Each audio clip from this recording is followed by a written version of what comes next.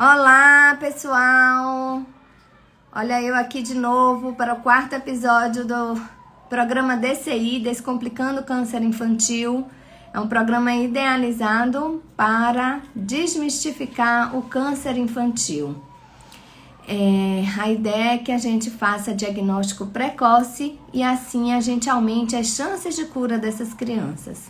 Hoje eu vou convidar a Jaci, que é uma mãe de um paciente, um adolescente muito massa, que vai falar um pouco sobre autocuidado. A gente estava tentando aqui, vamos ver se ela entra.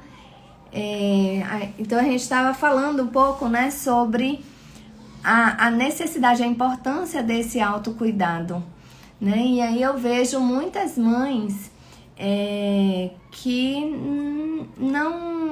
não têm esse autocuidado e acabam sofrendo muito, né? Com essa questão do diagnóstico mesmo. Essas mães podem ter um maior número de depressão, ansiedade, sintomas de estresse pós-traumáticos. E a gente estava aqui também comentando com a Jaci sobre a importância, né, da meditação e como a meditação pode ajudar nesse controle desses sintomas psíquicos, mas também no controle do overeating, que é aquele comer por estresse, né? Que é tão comum, a gente se relaciona aí com essa questão do autocuidado, ou da ansiedade, né? Deixa eu ver se já se chegou para poder a gente tentar novamente. Não tô vendo Jace aqui.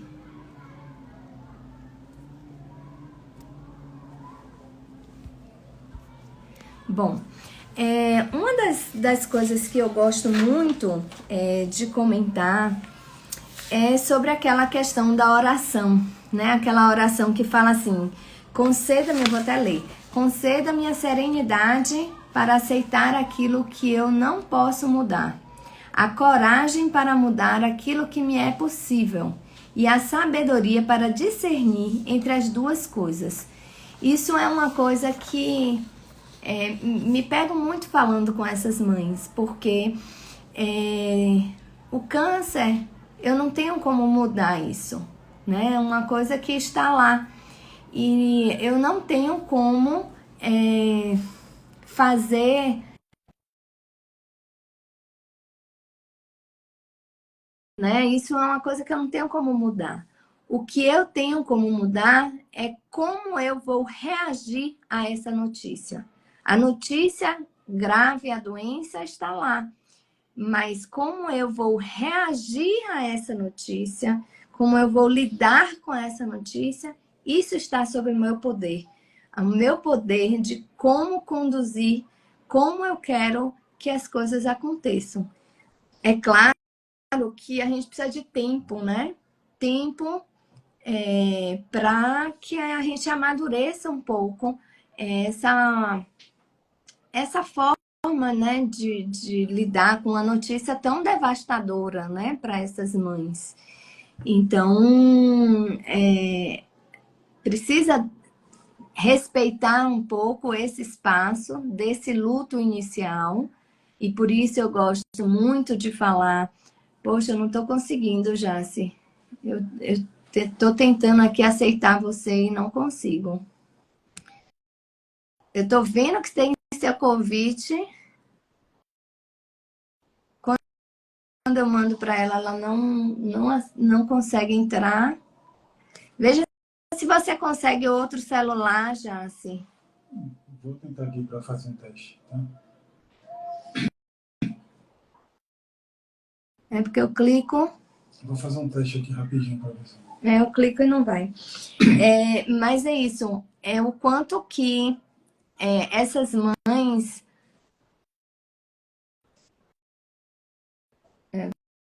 Você entrou. Então é ela mesmo.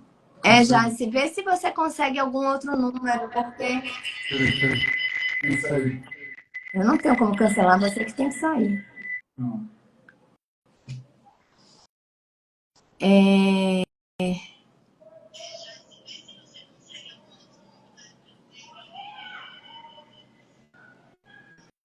Veja um outro. Esse outro número é seu? Deixa eu ver se é ela.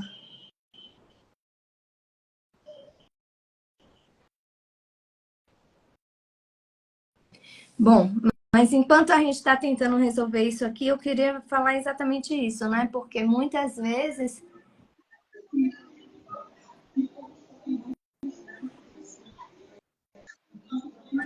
É Jace? Não, não é Jace, não. Quem foi que entrou? Foi eu, é a moça que tinha que entrar. Saia, por favor. Você tá aí. Eu achei que era o outro número de Jace. Jace, se você tiver outro número, sinaliza aí que a gente liga aqui. Aí, ó, vamos ver se no do marido dela ela consegue entrar. Então, o que eu gostaria de aproveitar enquanto a Jace está entrando é falar um pouco, né, da importância de abordar esses assuntos, que o médico possa abordar isso com as famílias, porque essas famílias estão perdidas, elas estão muitas vezes paralisadas nesse luto dessa informação. Vocês ouviram em algumas lives a gente comentar, as mães falam, eu caí no buraco, né? A notícia chega como um furacão mesmo. Então, abre um buraco no chão e elas caem. E nós, profissionais de saúde que estamos ali assistindo essas famílias, temos uma responsabilidade muito grande em poder... Aê, vamos ver se deu certo. Ai, cadê isso? O que eu fiz Olha aqui? ela aí.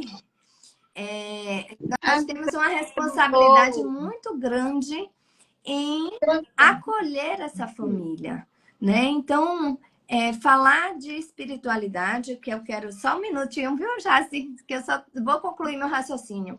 Falar de espiritualidade que não é religiosidade, né? Religiosidade tem relação com a religião, com a igreja que a gente frequenta, com os dogmas que a gente segue. Mas espiritualidade é algo maior, sobre o sentido da gente.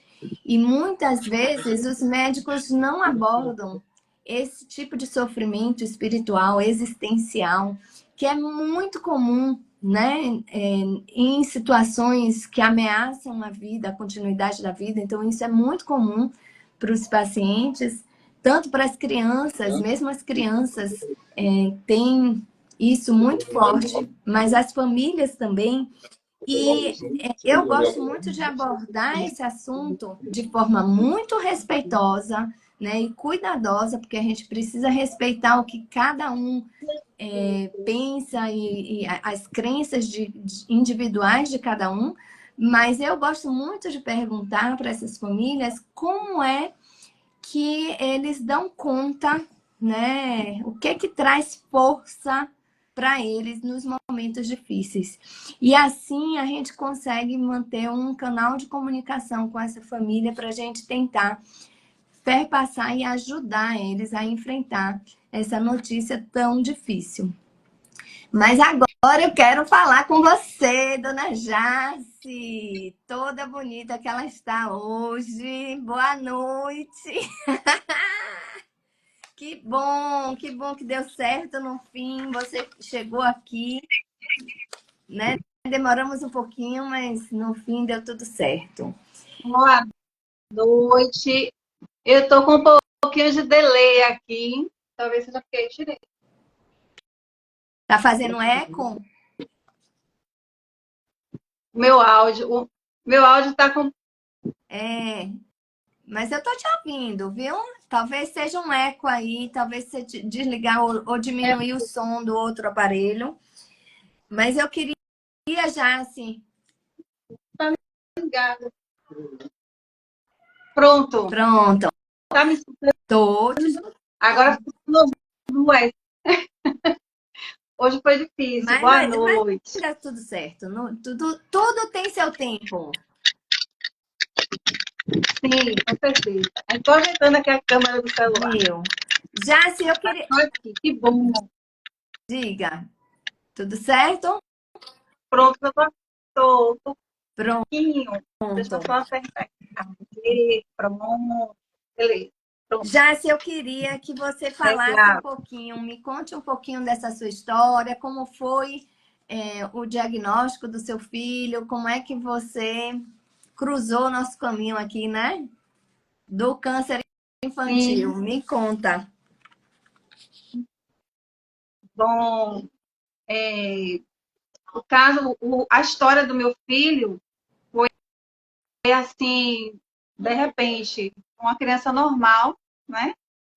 E quando a gente veio ver, ele tomou uma queda jogando bola, e com essa queda, graças a Deus, porque ele caiu. E aí a gente, quando levamos ele para o hospital, fizemos os primeiros exames, o raio-x, não deu nada. E uma médica maravilhosa, doutora Camila Matos, ela foi muito assim cuidadosa, e nós acabamos em dezembro, ele caiu, era final de ano, para as férias, viajamos, quando retornamos, novamente o joelho dele passou a inchar, doer muito, incomodar bastante, e aí a gente retornou, e quando a gente retornou era a mesma médica. Aí ela disse, nossa, vocês aqui de novo? Eu digo, então está acontecendo alguma coisa, porque ele já tomou antibiótico, já tomou todos os remédios, mas continua inchando e doendo. E foi aí que ela, né, foi muito precisa, e aí ela passou a ressonância, e aí a gente fez a ressonância, e logo na ressonância eu sou muito curiosa, e aí eu fui pesquisar, e tinha dado células, alguma coisa, células do tipo B. Células E pequenas, eu tinha redondas e outra coisa. azuis. Isso, muito bem. E aí eu fui pesquisar e a gente ficou naquela situação até a biópsia. Ô, Jace, Em só primeiro momento, rapidinho, antes de você falar de como é que foi da biópsia e tudo, você me disse que Camila foi uma médica maravilhosa. Por que que você disse isso? O que que ela tinha, assim, de especial? ela tinha um olho assim, vamos dizer que bem preciso. Porque quando ela nos recebeu a primeira vez, ela fez o raio-x e logo depois, quando a gente retornou, ela já pediu a ressonância, a gente já tinha feito a ressonância, e quando levamos a ressonância, Ela foi ela assertiva aí no já diagnóstico, né? ela Ela pensou logo foi, que pudesse ser ela algo disse, grave. ela falou, né? Ela disse, é um câncer, isso aqui é um tumor, e é muito E agressivo. como foi ouvir isso da médica a primeira vez? Vocês já tinham pensado nessa possibilidade quando vocês ouviram isso? Nunca imaginei que eu iria passar com meu filho, Daniel. Nunca pensei, nunca passou pela minha cabeça. No momento que ela me falou que era um tumor e era muito agressivo, eu não recebi aquilo como se fosse um tumor maligno. Eu imaginava que seria um tumor benigno, imaginei que teria sido pela queda, teria formado ali uma massa, e dessa massa seria esse tal tumor. Né? A gente levou até o período de fazer todos os exames e a biópsia, a gente estava sempre ali positivo, que seria uma massa. Né? Não pensava que seria um câncer. Era um tumor ósseo, né? Então, ele teve uma queda e depois da queda o joelho começou a inchar, não foi isso? Isso, Em quanto inchou bastante. tempo, mais ou menos, começou a inchar? Uns 3 meses. 3 meses. 3 meses. E era de que tamanho, mais ou menos? Você diria? Um melão? É um melão. O tamanho de um melão. Melão O bem joelho grande. ficou do tamanho de um melão. E tinha dor, Bastante. muita dor. Muitas dores. E melhorava com esses analgésicos comuns, dipirona, Tilenol? Não, no começo ela tinha passado o anti-inflamatório achando que poderia ser A queda. a queda, né? Machucou. E melhorava com o Depois a anti-inflamatório? gente aliviava. E também, assim, ele às vezes dizia que estava com dor, mas porque a gente estava em viagem, estava com a Distraído. namoradinha, estava distraído, tudo. Então, ele ia levando aquela dor, né? Daniel é Certo. muito resiliente, então ele levava aquela dor ali. E essa dor foi aumentando de intensidade. Conforme ia aumentando o volume do joelho, o tamanho do joelho, ia também aumentando a dor, a ponto dele não conseguir fazer nenhuma outra atividade para a Não estava escola, conseguindo andar? não conseguia se mover, não tinha muita mobilidade. Então Foi aí bem vocês começaram difícil. a ver que era algo mais sério mesmo, né?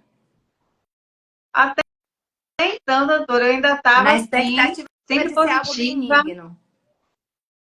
de ser um Ele tumor perdeu benigno. Porque peso? até perdeu, perdeu peso no começo, perdeu peso. O Daniel perdeu uns 10 quilos, não muito, 10 mas quilos ele é perdeu. bastante, né? Porque ele deve pesar o quê? Uns 70 quilos? É mais de Ele pesava, 10% do peso. ele pesava mais de 70 quilos. É, mas em torno de 10%, né, do peso é bastante. É bastante. Em 3 meses, isso é bastante. Para quem não está fazendo dieta igual a mim, né? É bastante. Então, você pensar, né? Um adolescente que teve um trauma, depois começou com uma dor, um aumento do volume do joelho, uma dor localizada, específica em um local, que não melhorava com analgésicos ou anti-inflamatórios. Inicialmente sim, mas depois passou a não melhorar. E que tinha um aumento de volume com um adolescente que perdeu mais de 10% do peso. Então, essa é uma história que a gente tem que se preocupar bastante, né? É, não era nem só isso, né? Era também assim, ele gostava de ir para a escola. Tinha uma primeira namoradinha. Então, para ele foi bastante difícil. Imagina, ainda mais para um adolescente, né? O quanto que os adolescentes também precisam ter um olhar especial. E eles muitas vezes são, vocês sofreram um pouco isso durante o tratamento, eles são muito renegados, tanto pela pediatria quanto pelo adulto. Então ele está ali numa faixa etária que nem é adulto, nem é criança, e fica ali, né, meio solto, não sabe onde é que vai. Aí a pediatria atende, depois de uma certa idade não atende mais, e aí tem que ir para o adulto, né? Essa transição é muito difícil. Esse é um grupo de tumores que a gente chama dos AYAs, que é Adolescent and Young Adult Tumors. É um grupo que a gente precisa ter um cuidado especial. A gente sabe que entre os adolescentes a mortalidade é maior do que entre as crianças, justamente porque a gente tem esse ping-pong que eu digo assim, né? A criança, o adolescente, na verdade, fica meio sem saber para onde vai, o pediatra atende, não atende. Eu tive um outro caso agora de uma leucemia, de um menino de 15 anos também, que ficou aí, ele estava em um serviço que a pediatria não aceitava, e a gente sabe que pelo SUS toda criança até 17 anos e 11 meses, crianças e adolescentes até 18 anos podem e devem ser do oncopediatra, devem ser tratados pelo oncopediatra, e a gente pode tratar esses pacientes até 21 anos e 11 meses. Então, isso é sempre uma dúvida que sempre perpassa, né? Tanto o pessoal da oncologia de adulto, quanto a pediatria. A gente meio que abraça um pouco esses casos, mas precisa ter muito cuidado, né? Porque é um grupo que às vezes você tem patologias do adulto que está acontecendo muito precocemente, né? Na faixa etária pediátrica, e às vezes você tem patologias que são pediátricas que estão acontecendo no adulto jovem, né? Então, recentemente eu também tive um paciente que a oncologia do adulto acolheu, mas ele tinha uma patologia pediátrica, o menino tinha 21 anos, e ele veio para poder assisti-lo, né, dentro de uma limitação minha, né, de ser adulto. Então, é muito importante essa interação dos médicos, né, ou da equipe que assiste o adulto e a criança, para que a gente não deixe falhas do sistema para o atendimento desses pacientes. E vocês viveram um pouquinho dessa, a gente tentando ali contornar tudo, mas viveram um pouquinho essa dificuldade. Mas só voltando um pouquinho aqui, aí, doutora Camila falou com vocês da possibilidade, né, de ser um câncer, você usou até essa palavra. Como foi essa comunicação? Quando ela falou para vocês, como foi que vocês receberam? Vocês acharam que ela foi acolhedora? Como foi isso? Ela foi muito acolhedora, né? Ela não falou exatamente assim, logo, é um câncer, mas ela falou que era um tumor muito agressivo, mas ela foi uma pessoa muito acolhedora, né? Uma pessoa que nos direcionou, nos orientou, e pediu para a gente ter pressa, pediu para ter cuidado com o osso da perna de Daniel, porque ele estava muito frágil, né? Deu toda a orientação para ele não estar fazendo o uso muito da perna, procurar uma muleta, e a orientação dela, eu chamo ela de um anjo, né? Ela é um anjo na terra. Mas isso é tão Mas foi importante a gente encontrar pessoas assim no nosso caminho, né, Jaci? Tão importante, porque isso faz uma ser humano. diferença. Ela é muito ser humano. Ela, até hoje, ela sempre manda uma mensagem perguntando como é que está Daniel, como é que está o processo. Ela é uma pessoa muito humana mesmo. E, isso dá segurança, né, para que a gente consiga realmente priorizar, né, esse atendimento com mais urgência, né, sabendo que pode ser. Eu fiz um post até recente sobre isso, né, de quando você encaminhar para um oncopediatra, você sinalizar de fato que você está encaminhando porque você acha que pode ser algo grave.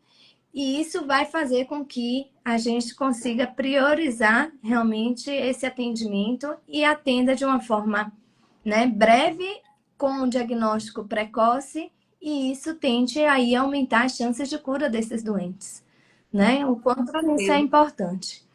E aí, mas você tinha me contado também que você vinha já de uma história meio difícil, né? Quando você soube desse diagnóstico do Daniel. Sim, sim. A gente tinha perdido minha irmã, 1 ano e meio eu ainda ia fazer. E eu acompanhei os últimos dias dela, né? Foram 5 anos de luta e no final ela partiu com metástase. E quando veio à tona Daniel com câncer, quando eu vim do médico especialista, já não foi mais doutora Camila, já foi outro médico, né? E ele muito assustado, e ele falou para mim, seu filho não deve estar bem, né? Seu filho não está bem. Eu digo, não, ele está bem, ele está tranquilo. E quando eu vim no caminho, eu estava sozinha, eu não tinha levado o Daniel justamente por conta da perna, né? Eu levei somente a ressonância, e eu estava sozinha.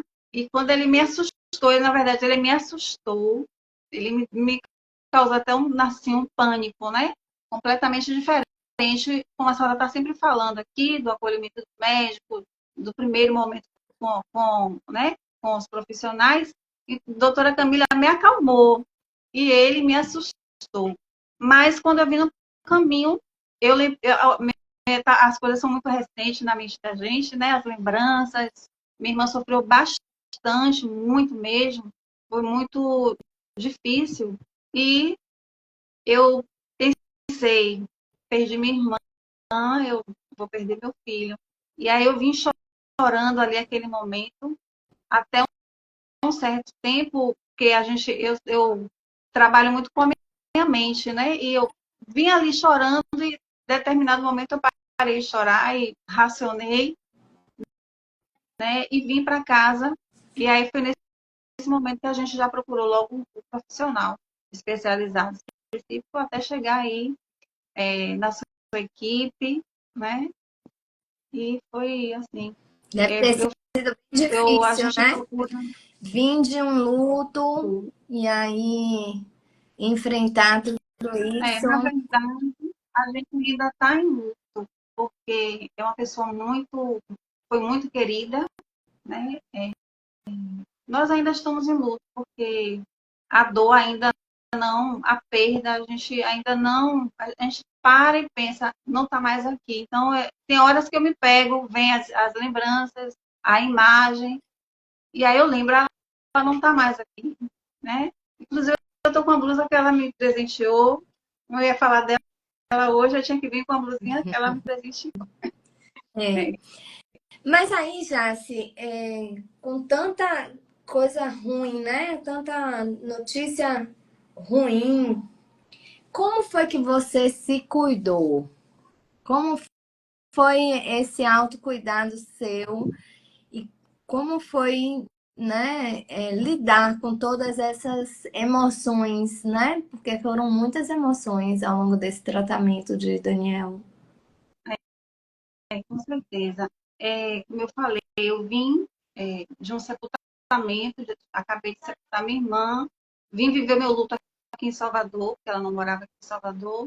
Foi um processo.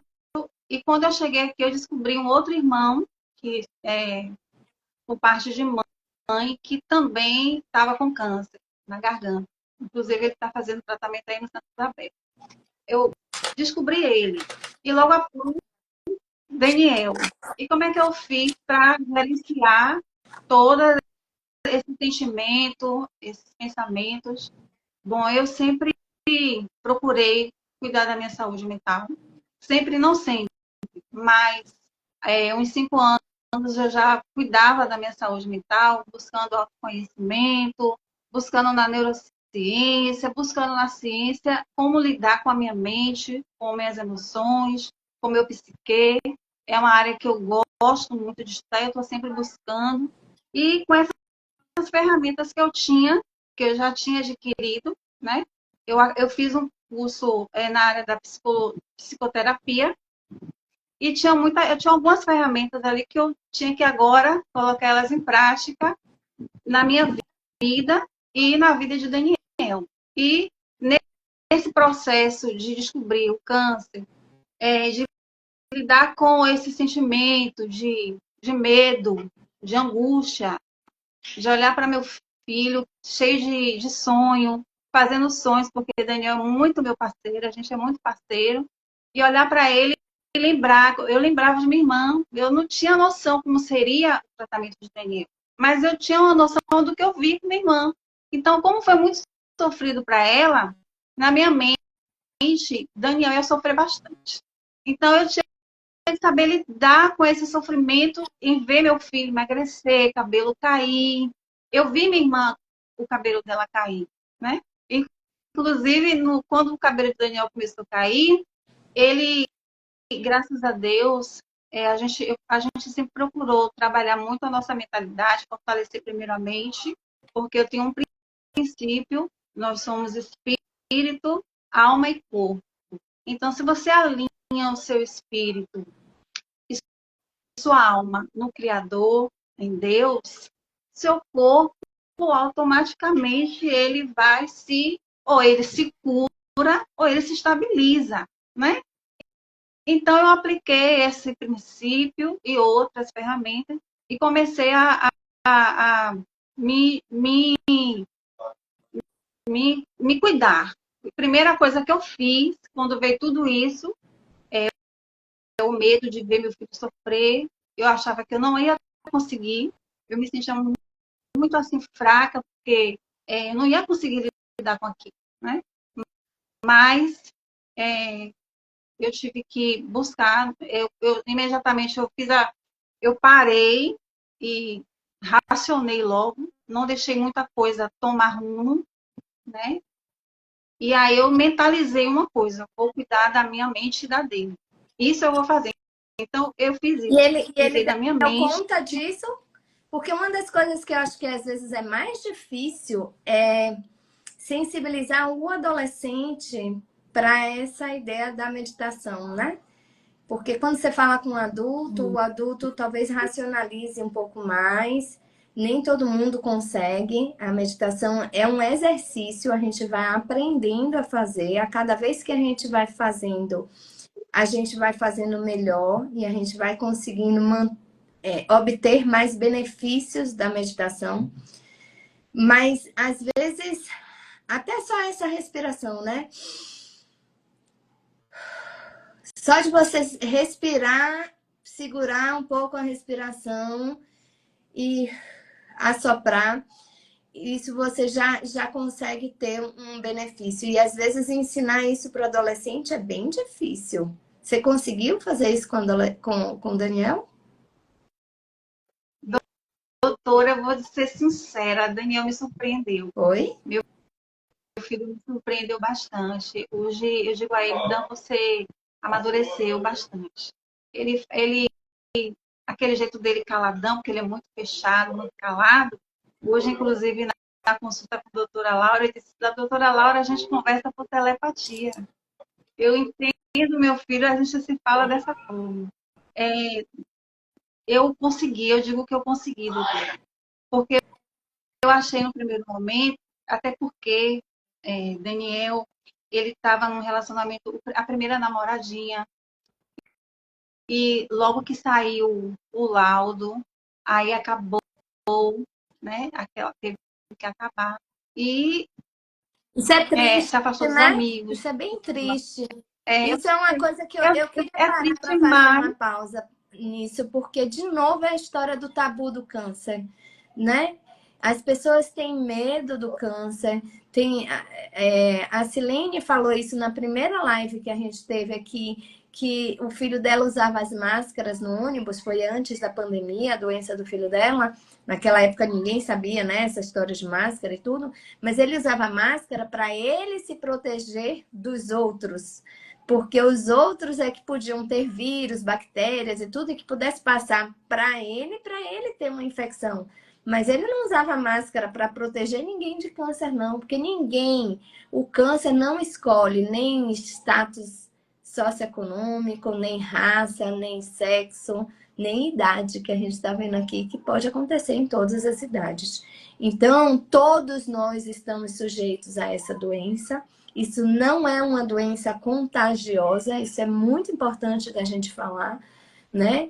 E é muito triste que as pessoas não tenham compaixão, né, com essas pessoas que têm esse diagnóstico, né? É muito triste, porque um dia pode bater na sua porta, né?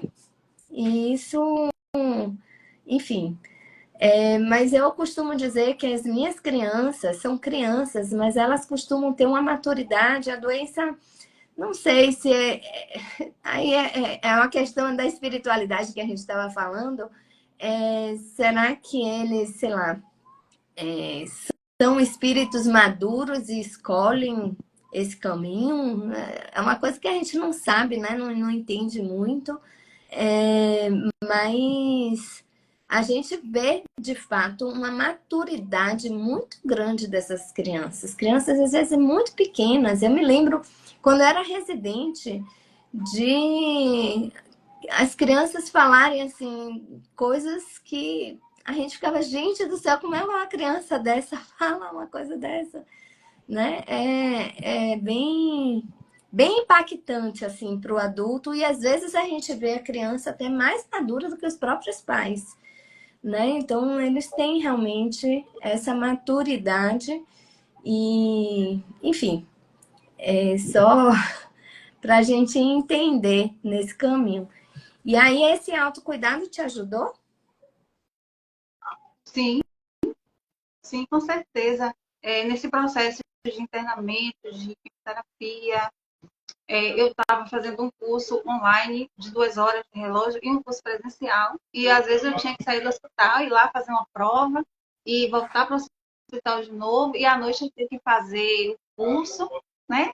E um desses dias estava fazendo aula, o Daniel estava vomitando horrores lá no quarto e foi lá no quarto. Estava fazendo minha aula, né? Muitas vezes eu fazia aula lá dentro do hospital. E eu estava lá toda plena, fazendo o curso do Daniel vomitando horrores, eu cuidando dele, e ali ninguém soube, ninguém ficou sabendo que eu assisti a aula. Depois voltei, cuidei dele, acalmei, ele já estava calmo, né? E nós conseguimos juntos, né? Porque nós unimos a nossa força, principalmente, como a senhora estava falando, para o adolescente é muito difícil. Uma semana era muitos amores e uma semana após era desamor. Então, ele sofreu mais até com o término do que com o próprio diagnóstico da doença. Porque adolescente é muito difícil você conversar, você fazer entender. E para Daniel, eu achei que ia ser muito difícil. A primeira coisa que eu fiz foi procurar ajuda psicológica para ele fazer uma terapia. Quando eu estava já no hospital, já ligando para a psicóloga. Pega Daniel, por favor, fica com o Daniel, faz terapia com ele. E ela pegou e antes de tudo, ele já estava no processo de terapia. A primeira coisa que eu me preocupei, doutora, foi cuidar da mente de Daniel. Agora, você tem um terapeuta aí do seu lado, né? Seu marido, ele faz um tipo de terapia também. É a terapia do humor, eu sou terapeuta dele. da leveza. Não é verdade? Nós fazemos. Nós eu fazemos. conheci ele, foi muito... Porque, assim, você é a parte séria da história. Né? Mas ele traz um pouco o humor. Emotivo. Um humor. Nós temos esse humor. Nós temos esse humor. A gente levou isso assim, doutora. Eu tinha feito uma pequena mentoria sobre gratidão antes de saber do câncer de Daniel, né? Que Daniel ia estar com câncer. Quando eu soube, parece que as coisas Deus foi assim me preparando, né? E quando eu soube, eu apliquei imediatamente. Como é? Conta aí um pouquinho, fiquei curiosa. Doutora, a terapia da gratidão é você começar a se exercitar, né? Você pode botar 21 dias, uma semana, 2, e você só ser grata. Você tem que ser grata. Você é grata porque você tropeçou, porque você chorou. Você é grata porque você recebeu um diagnóstico. E eu fiz isso. Eu peguei o diagnóstico de Daniel e fiquei uma semana chorando. Eu chorei uma semana horrores. E só agradecendo, entregando o Daniel a Deus, né? E depois de uma semana, pronto. Todo esse período, o ano de 2024, foi só gratidão, né? Nós não temos só um problema da doença, né? De estar no hospital, de estar na quimioterapia. Nós temos outros problemas também, né? Familiares, outros tipos de problemas que a gente precisa lidar com todos eles. Eu tenho um filho autista de 11 anos e muitas dessas vezes meu filho teve que ficar sozinho em casa. E para mim era muito difícil deixar meu filho sozinho, porque aqui em Salvador eu só tenho minha mãe de 74 anos, que mora sozinha, eu e um irmão que é casado, tem trabalho, tem a vida dele, né?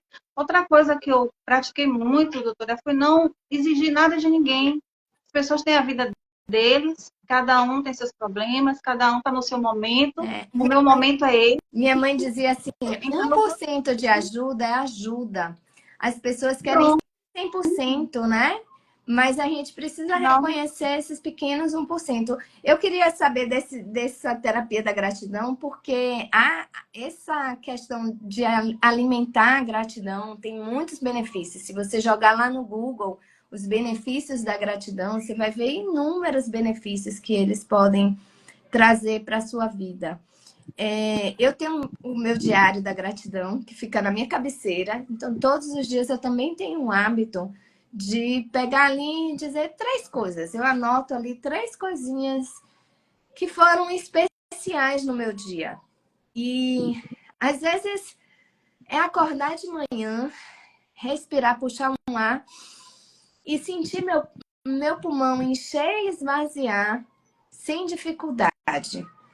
Porque as pessoas não reconhecem o quão isso é importante até o dia em que eles estão abarrotados de secreção e precisando de oxigênio ou às vezes até de um tubo para respirar. O quão isso é desconfortável. Então, a gente não tem o hábito de reconhecer as pequenas coisas.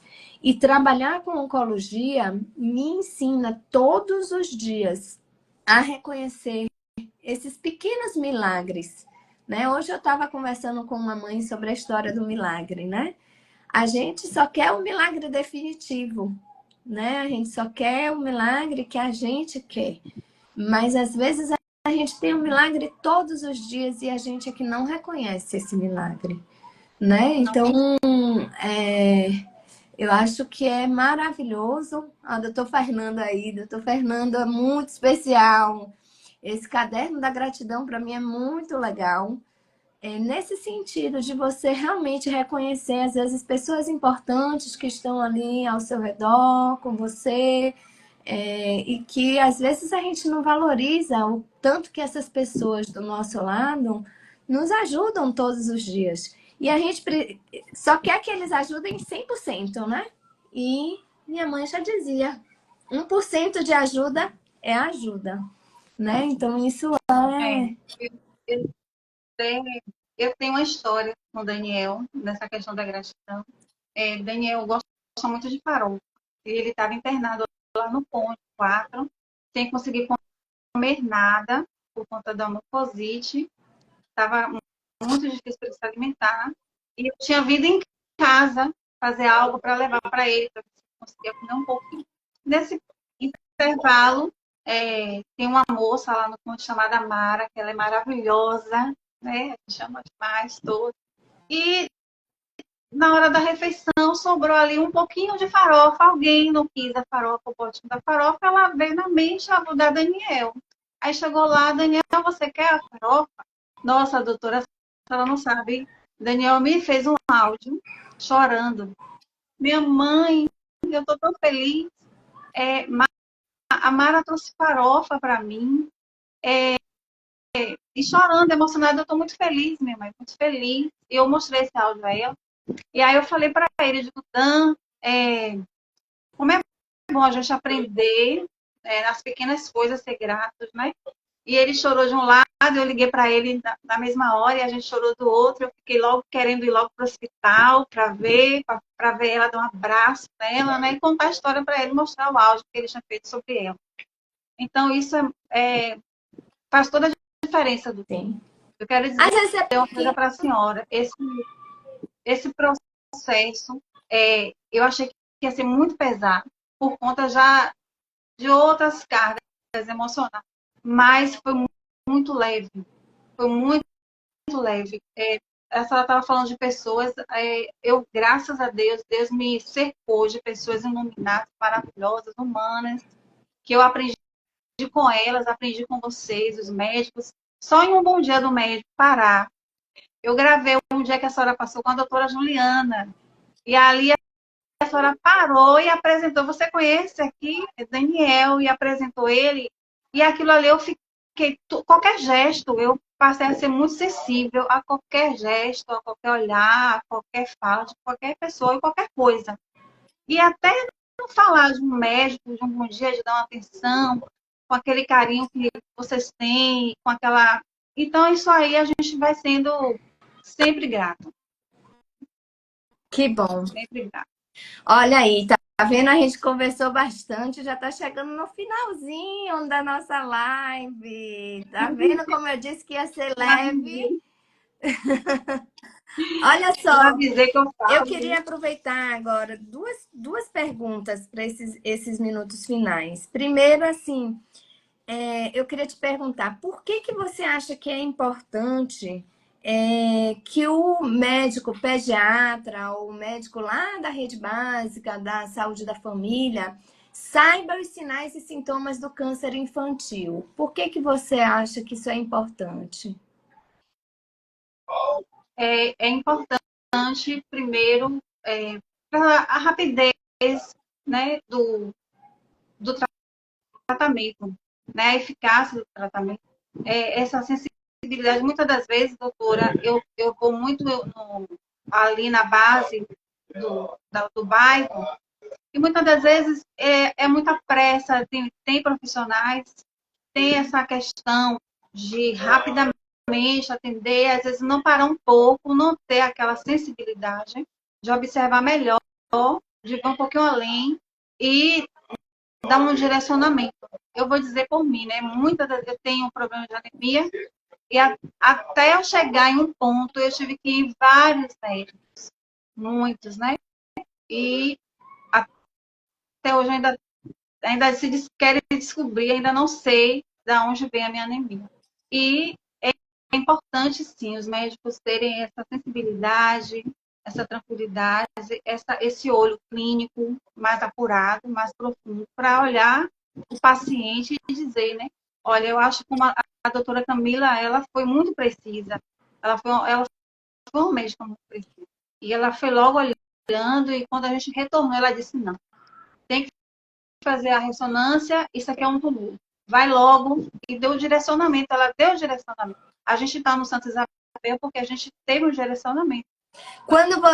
Ela foi muito quando você disse para ela que confirmou que foi câncer, ela fez algum comentário? Como foi? Porque eu imagino assim que para o médico essa sensação de que, poxa, eu consegui ajudar essa família, para mim é de um sentimento assim de gratidão, não para o paciente diretamente, mas de poder ajudar o outro, né? É um sentimento que eu até me emociono, porque eu acho que não é todo médico que vai conseguir sentir isso, né? Porque aquele que está ali no automático, interessado em terminar logo o plantão, só interessado no foco do dinheiro que ele recebe no fim do mês, ele talvez não saiba o quanto de impacto que ele pode causar na vida do outro. E eu digo que isso, quando a gente, né, atende bem um paciente, é como se fosse uma gotinha num lago, sabe? Quando você joga uma gotinha, uma pedrinha assim, que tem uma repercussão que ele jamais vai conseguir saber, né? O quanto que Camila, que essa médica tem nome, pôde contribuir realmente com o tratamento de Daniel, né? E fazer diferença em ele estar aqui hoje, né? Finalizando o tratamento. Eu soube que tinha uma comemoração aí. Acabou e eu fui pegar eu fiquei surpresa. A doutora Laura, eu achei que ainda ia ter mais alguma coisa, né? Ela não acabou. Ela falou assim, acabou, então vou chorar, que é a primeira vez eu vou chorar no seu consultório. Aí não, minha mãe não chore, não. Merecido, Porque esse choro, também. merecido. Esse eu chorei, ele chora. Nesse processo, ele cuidou de mim e eu cuidava dele, e era assim. E voltando a falar da senhora sobre os médicos, doutora Camila, eu vou dizer, ou doutora Camila não, doutora Luciana, eu vou dizer uma coisa para a senhora. Os médicos, eles não escolhem ser médicos, né? Tem médico e médicos, né?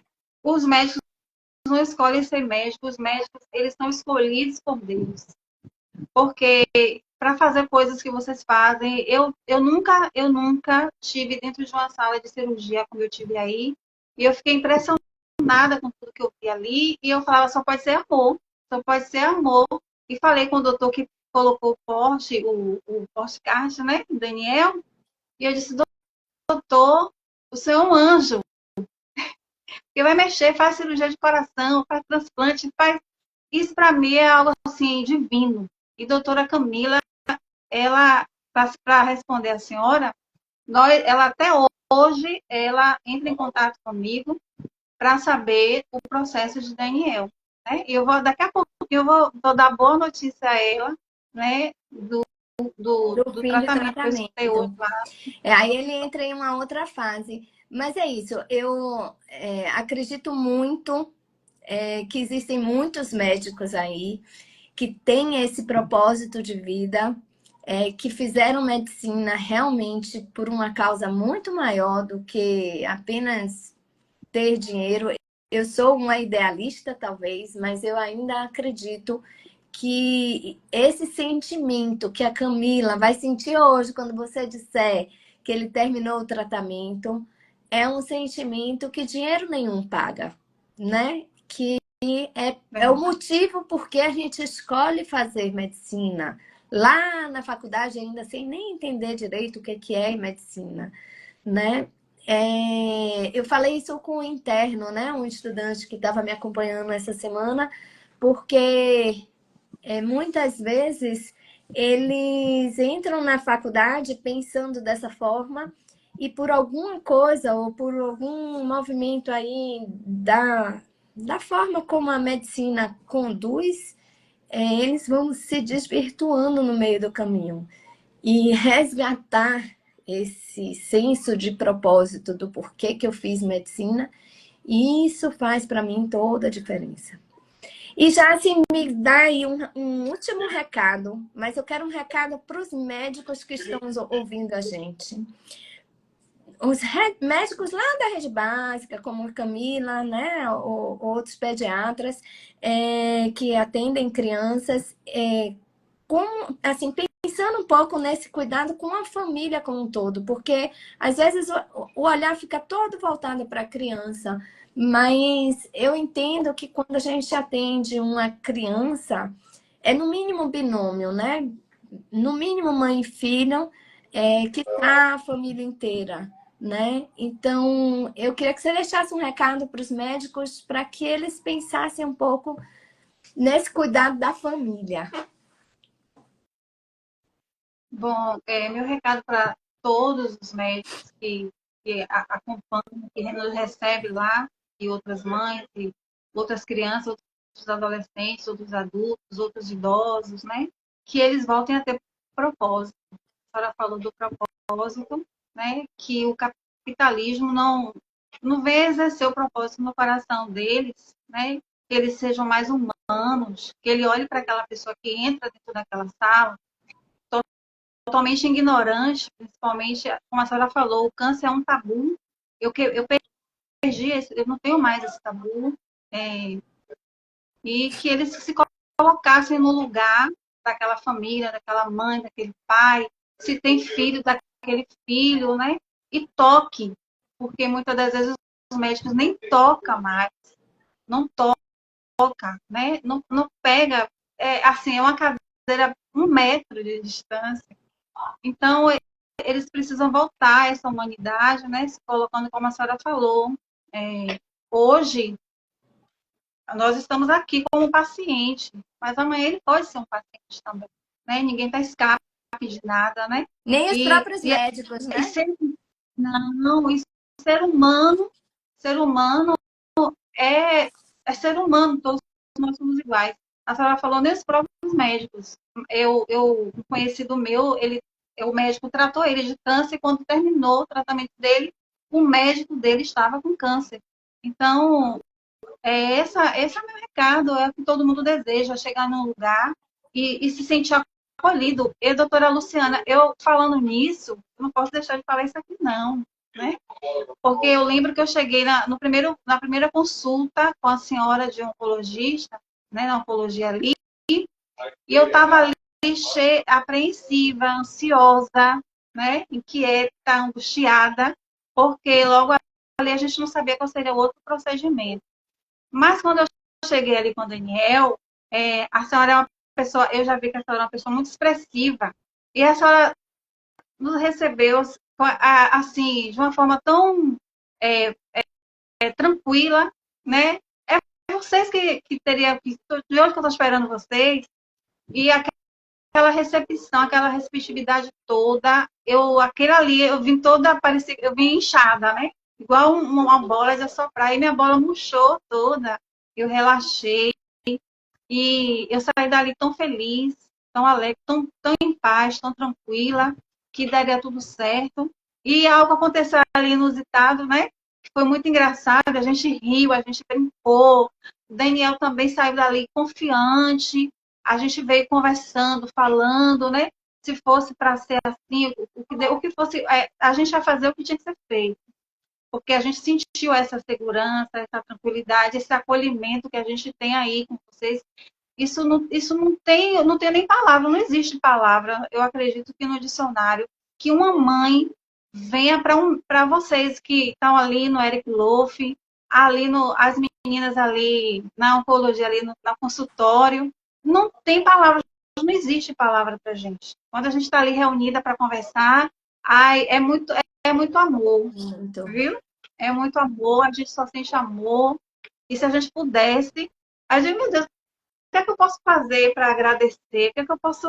Não, Não tem nada o que pra palpável, gente nada. importa é essa troca. Essa troca pra gente é maravilhoso. Muitíssimo obrigada. A gente está passando do horário aqui. Adorei conversar com você, Jaci. Foi ótimo. Né? A gente Também. teve um probleminha no início, mas depois a coisa, ó, fluiu, que foi uma beleza. Queria só deixar esse recado para as mães, para lembrarem do autocuidado, mas principalmente para os médicos, para eles estarem atentos a sempre perguntarem para essas mães como elas estão se cuidando, como é que elas estão dando conta de uma situação tão grave, né? Que é um filho adoecer, porque a gente quer estar ali no lugar deles para que eles não passem por nada daquilo. E para isso a gente acaba abrindo mão de nosso autocuidado. Mas isso é muito importante para o bem até da própria criança. A gente não quer deixar esse peso, né, da falta do nosso cuidado jogar na conta da criança. Então, por isso é importante esse cuidado. Um beijo. Muito obrigada, Jaci. Tchau, Obrigada gente. também. Tchau, tchau.